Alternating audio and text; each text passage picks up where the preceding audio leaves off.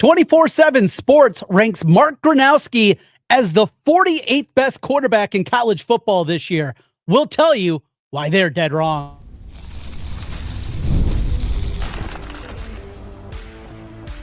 You are Locked On Hawkeyes, your daily podcast on the Iowa Hawkeyes. Part of the Locked On Podcast Network, your team every day. Hey, welcome in. I'm Trent Condon, and this is the Locked On Hawkeyes podcast.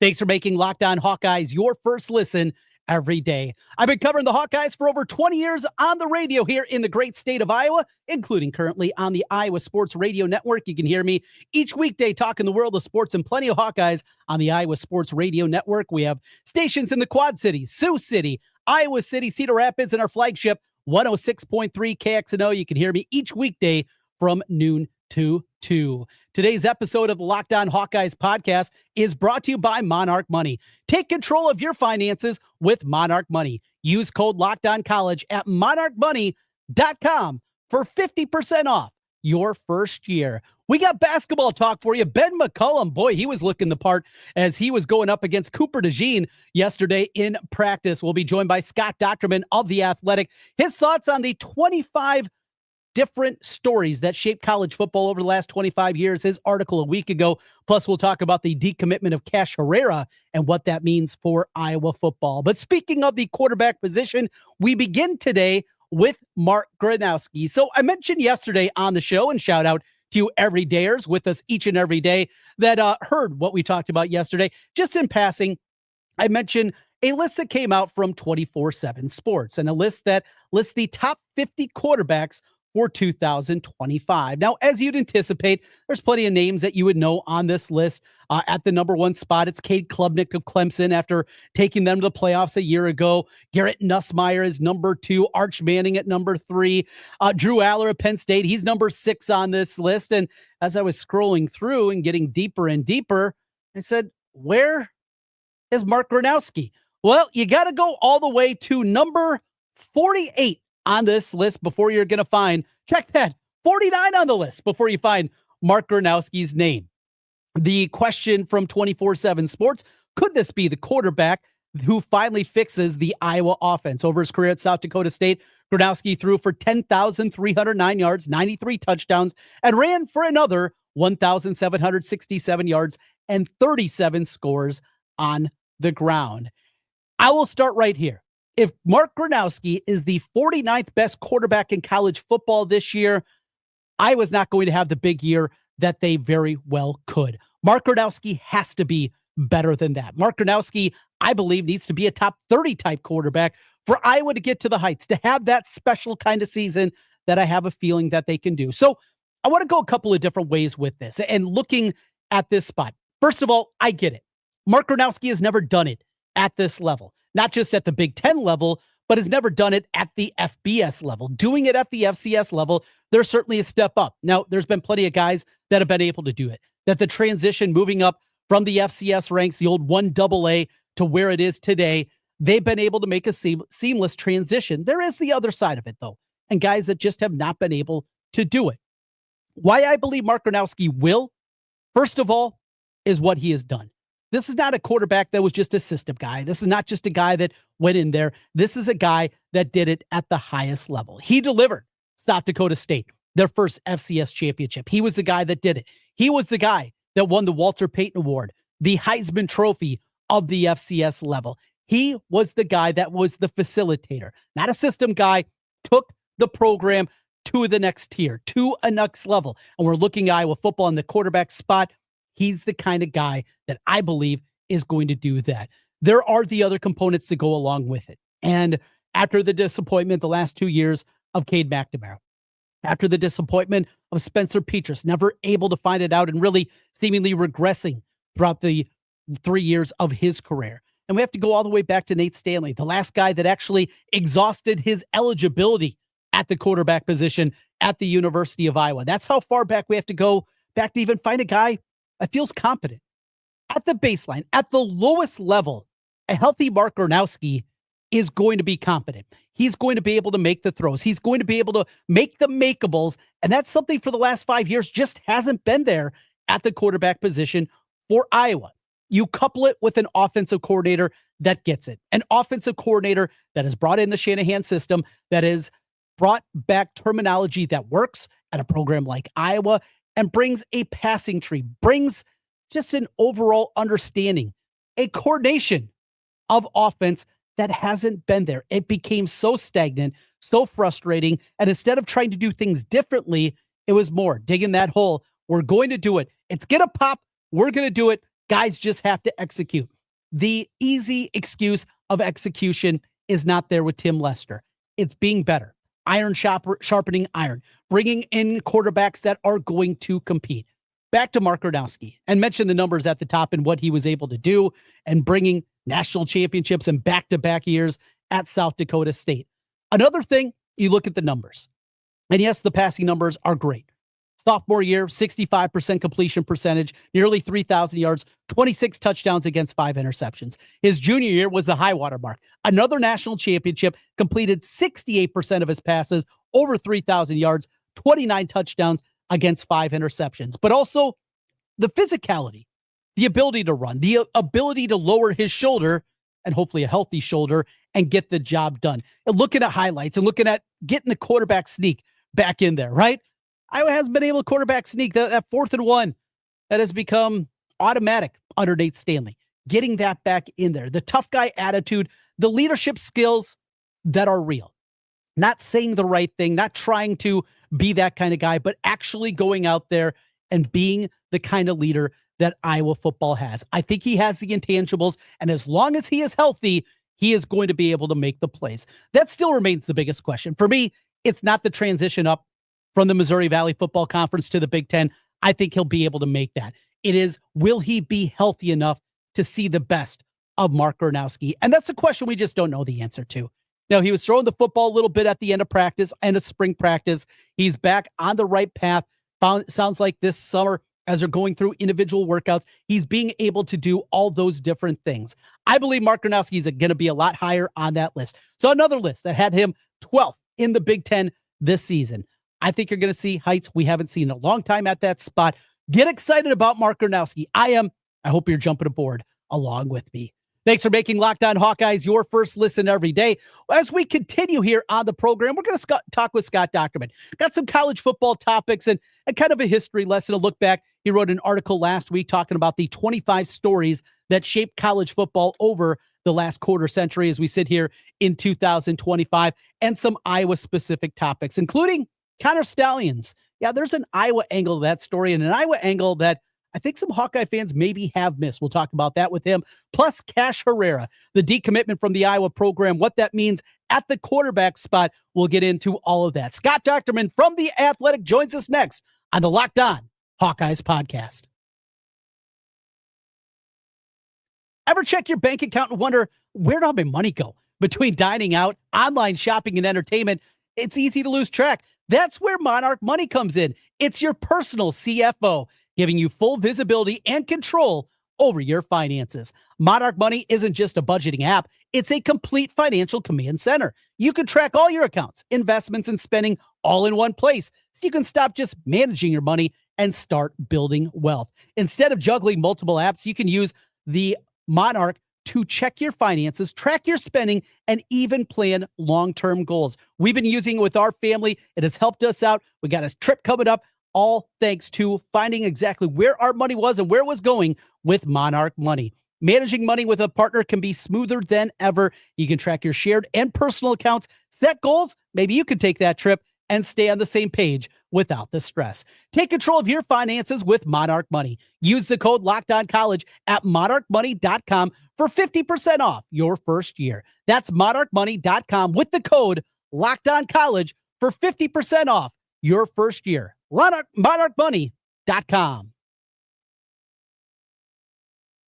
Scott Dochterman joins us, writes for The Athletic. It's a great debate, right? It's great fodder as to what to overrank, what should have been in there, what were you surprised to see in there. I guess just your thoughts on maybe some of the feedback that you got from the article. There were certainly some big ones that, you know, as you scroll through it, oh gosh, I forgot all about that. That really did reverberate and change the landscape of the sport.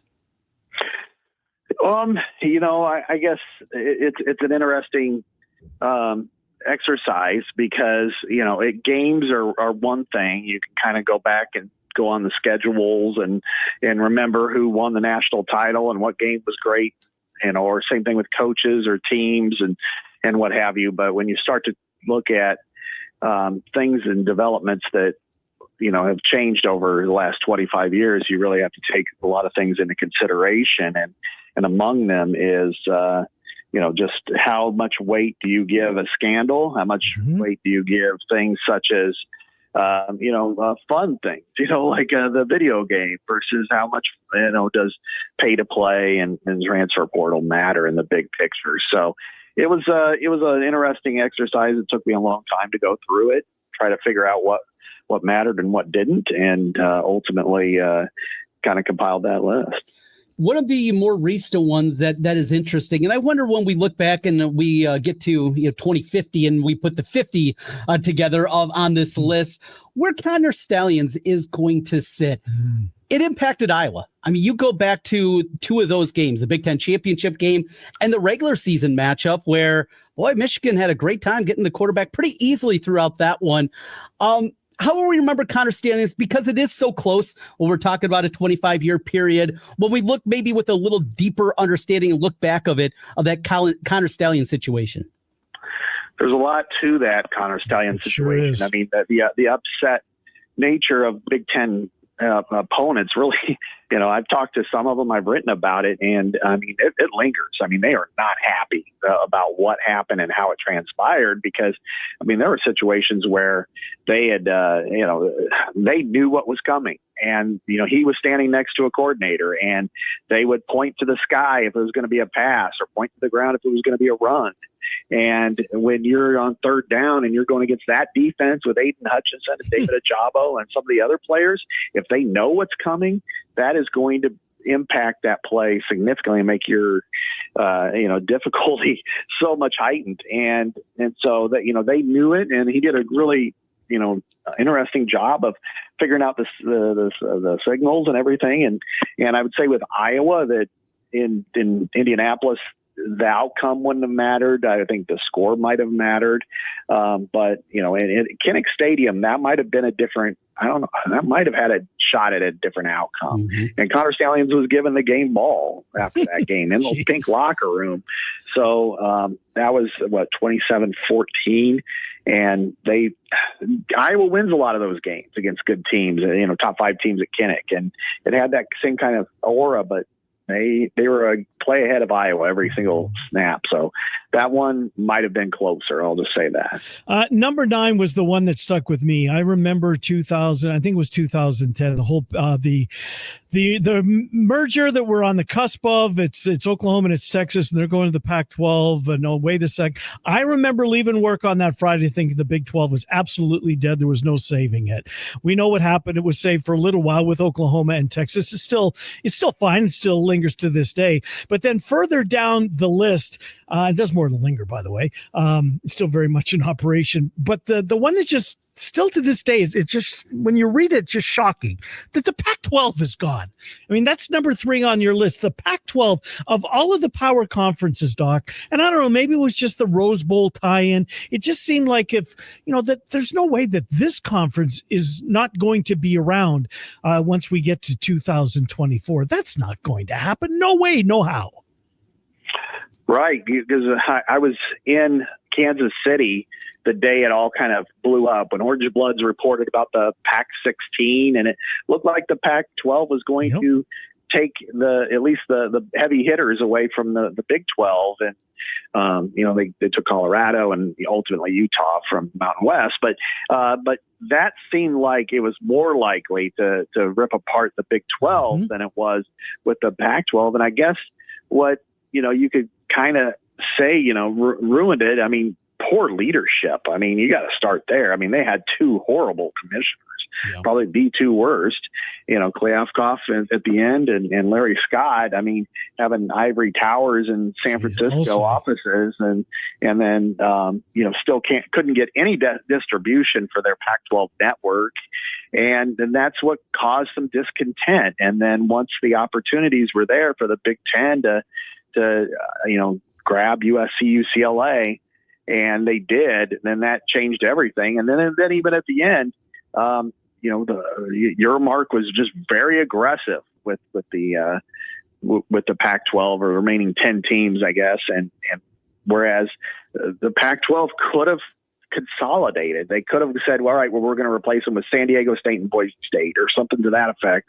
And it probably would have pacified everybody, but instead they left the door open, couldn't decide anything. Then their contract came in really low, and then boom, it was all gone. And yeah, it's a real surprise because they were in such lockstep with the Big Ten for decades, and to see it completely dissolved. I mean, it's coming back, but it's not not the same. Right. It's just that is one that just still comes across as very surprising. Number one, the NCAA is not above the law. In fact, we were just talking about this in our first segment in a kind of different capacity, but the Supreme Court getting whooping the NCAA 9-0, full circle to where our conversation was today for you, Doc. We were talking about what's next, what this new era of college athletics is going to look like. It's my belief the $20.5 million that universities are going to go. It's not going to cover everything. And we're going to go back to the days where it's going to be a lot of shadiness and a lot of under the table type of dealings. How do you see financially things for now the student athletes? How is it going to look now in this next era? I'm going to close my eyes, and if I try to imagine 2028, I think it'll be a lot different than it was. I mean, just think back 3 years ago, we really didn't know what would happen today. So, it's hard to say. The court case now has been resolved, and I would anticipate there's going to be multiple challenges. There already are, Title IX, what have you. I'm not an attorney, but I would think that it largely will remain intact. The one question I'm going to have is, and this probably would relate to a top 5 type of scenario in this situation, would be, does college football break out and have its own governance structure? Do they remain with the NCAA? Does the Big Ten and SEC in particular remain with the NCAA? But if they do, does football branch out and become its own fiefdom within that? Is it autonomous? Is there a commissioner of football? How is the money regulated? Because the one thing is, I don't know if I see it totally, because the Big Ten and SEC wield so much power. They're not going to be willing to share anything. They're not going to say, oh, let's go have 70 teams under this one Super League proposal and everybody gets paid the same. Well, the Big Ten and SEC make way more than everybody else. So they're not going to be willing, the Iowa is not going to be willing to share more with Iowa State, let alone everybody else. Why would Ohio State say, well, we're going to take less so Kansas State can be the same as us? That's just not going to happen. So I think that's going to be something that's going to really come out. And then as far as paying athletes goes, that 20.5 is a starting point. It's not going to be what it is in 3 years. It's not going to be what it is in 5 years. It's just going to go up from there, and it's going to be interesting to see how schools manage that, because it's just going to get more and more difficult to spend that money on those athletes. Here on the local front, Doc, in the 24 hours, Jet Tamala decommits from Iowa State. He's going to Alabama. Iowa has lost their quarterback for the class of 2026 in Cash Herrera. Now, maybe I just got a negative slope. Maybe it's the cloudy weather outside today. I don't know what it is, but with high school recruiting, the way things are going and the transfer portal and quarterbacks and the way they move, I kind of look at this and say, so what? The likelihood that a quarterback's going to stick around long enough to play at a lot of these programs doesn't matter. How impactful, though, do you see at the losses for both Iowa and Iowa State? It's easy to be cynical and it's certainly skeptical and somewhat cynical, Trent. And you're right. Because if you're taking the Iowa angle, they haven't been able to keep a quarterback that they recruited all the way through the end of his eligibility since Nate Stanley. Every single one of them have gone to a different school with eligibility, including several transfer portal guys. In Iowa State, it wasn't that, long ago where we're talking about J.J. Cole, and he's gone. And, so you're figuring on keeping one quarterback every 3 years. And in some ways, it's almost better for you to lose out on the front end than get all the way to signing day or a year into it. Then you figure, hey, you know what, this guy's got a chance, but it might take him 2 or 3 years. And then they go, and that makes it even more frustrating. So it's a tough loss at this point, but it's not as challenging, difficult as it once was because of the transfer portal and because everything's so transient now. You can really, other people are going to leave. Think about what happens when so-and-so gets fired in November, or, they have a bad season and you have a good season and somebody opens up. I mean, it's a real free for all. And then there are other really good quarterbacks who leave after 1 year. So I wouldn't, 5 years ago, this would have been like a blow, devastating, but now it's just shrug it off and move on. I mean, I think for Iowa, out of their recruiting, I think the lack of defensive linemen is probably more concerning than their quarterback situation right now. Scott Dochterman from The Athletic. Doc, congrats on that piece. It was a great read. Reminded me of a lot of things that somehow kind of get pushed aside. What do you got coming up this week at The Athletic? Yeah, I sat down with Kirk Ferentz yesterday and talked to him about a lot of different things. And so I've got a story coming out here in the next couple of days. I need to write it first, but I got that. And then I've got a couple of projects we're working on that's really taken up probably more time than it should. But yeah, money issues and the like. So yeah, that's kind of my summer. It's actually almost as busy as it is the fall. So that's what I'm looking at right now, guys. Good stuff, Doc. Appreciate it. We'll talk to you next week. Thanks, Doc. Okay. Yep. Thank you so much. See you, buddy. Scott Dochterman from The Athletic. Always appreciate Doc's time and getting a look at college football as a whole. And of course, here on the local front with the Hawkeyes, quarterback recruiting, just how different it looks and where Iowa is. It's something that we mentioned yesterday with Hecklinski, his commitment, a lot of buzz about him, what he can be, still 4 years of eligibility there. If that changes the equation kind of going forward and what they're looking at for the class of 2026 now at the quarterback position. Some names out there, Ball State recruit, potentially going after him, and some other names. Also saw that there was an ambidextrous quarterback that Iowa is going to be welcoming into camp coming up this week. Keep an eye on that. And as always, we'll keep you covered here on the Locked On Hawkeyes podcast. We continue, and what a surprise yesterday. All of a sudden, open up the Twitter machine, open up Instagram, and what do I see from Iowa hoops? Cooper DeJean back in the gym, playing basketball, doing it against the new staff of Iowa hoops. And boy, Coach McCollum, guy can still hoop. We'll talk about that. Cooper versus the coach. It's next. Locked On Hawkeyes.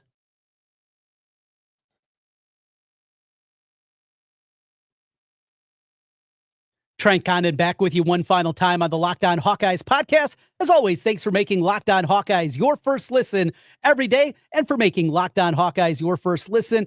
Hit subscribe if you're watching us on YouTube. If you're listening on the podcast side, 5-star reviews helps us get in front of more Hawkeye fans. And thanks to every one of you with us each and every day, you everydayers. So mentioned there a moment ago, if you haven't seen it, it is worth opening up. And even as I derided social media the other day, if you haven't, give yourself an opportunity. Open it up, because watching Cooper DeJean play basketball in its own right is incredible. The athleticism, his high school tape going back 5 years ago now, and what he was doing at the high school level, the dunks, drop step dunking at 6'1" on people. It was absolutely beautiful. But then we know that the guy can ball. All right. He's a great basketball player. He's a great football player, baseball, you name it. Everything he does, he's excellent. And no surprise. So he shows up after probably not playing a whole lot of basketball in Iowa City, goes to the gym, meets Coach McCollum and the new coaching staff. And the highlights that we got out of that, they were awe-inspiring. Not just Cooper DeJean doing his thing. We knew that. But to see Coach McCollum in his mid-40s competing, going out there, still showing some quicks. I mean, that guy can still hoop. And, on the recruiting front, does that help? I don't know. I'm not in the mind of a 16, 17-year-old kid, or in the transfer portal, a 20, 21-year-old kid. But when you got a coach that can still ball a little bit, I don't know. Maybe there's something there. I was so impressed, though, by Ben McCollum and what we saw from him on the hardwood. He got by Cooper one time. I mean, to have the quickness to do that, that says something. Now, of course, Cooper DeJean pinned it up against the glass, but shout out to Coach McCollum. And not just him. There's some other clips out there, I believe on the Instagram, where the rest of that coaching staff, those guys can ball too. Don't need to get this fat man over there trying to go up against those guys. I'll stick to old man basketball because playing with those guys is different. But what does that mean? I don't know if it's going to matter the grand scheme of things, but you think of these guys coming on their visits and going out there and rolling the ball out. Yeah, you want to play with the guys, but having another hooper with coach, I saw something that was really cool. And when you have Cooper DeJean, a Super Bowl champion, a guy that had an interception in the Super Bowl, doing what he did, and then coming back to Iowa City, certainly can't help the street cred for Iowa basketball. A fun one there. And when we're looking for that offseason content, speaking of that, I had an opportunity to talk with Tom Caker. He was at the open practice that happened on Thursday. We will have a full detailed breakdown of that coming your way tomorrow. Some of the things that Tom was able to see at the open practice for the beat members. That'll be coming your way on tomorrow's Locked On Hawkeyes. So you want to be locked in for that one. Looking forward to that. We'll also talk about the big football recruiting weekend that is coming up this weekend for Iowa football and some of the names that we need to know as we get ourselves set for the recruiting weekend. That's coming your way tomorrow. Today, thanks for being with us and making Locked On Hawkeyes your first listen every day. We will talk to you again tomorrow. Hey, for your second listen, make sure you check out the Portal Show. Brian Smith's got the latest rumors, portal entry signings, everything happening in the world of recruiting and in the transfer portal. Be the most informed fan on the rapid changes to the college football landscape with the Portal. You can find the Portal on YouTube or wherever you listen to podcasts. Your team every day. That's what we do here on the Locked On Network. I got you covered on the Hawkeye front, but not just Hawkeyes. Your favorite NFL team, NBA, NHL, MLB. Not just that, Locked On Fantasy Sports, Locked On Fantasy Football, Vinny Iyer over doing that, and a whole lot more. Your team every day, your league every day, all covered here on Locked On. Thanks for being with us. We'll talk to you again tomorrow. Until then, go Hawks.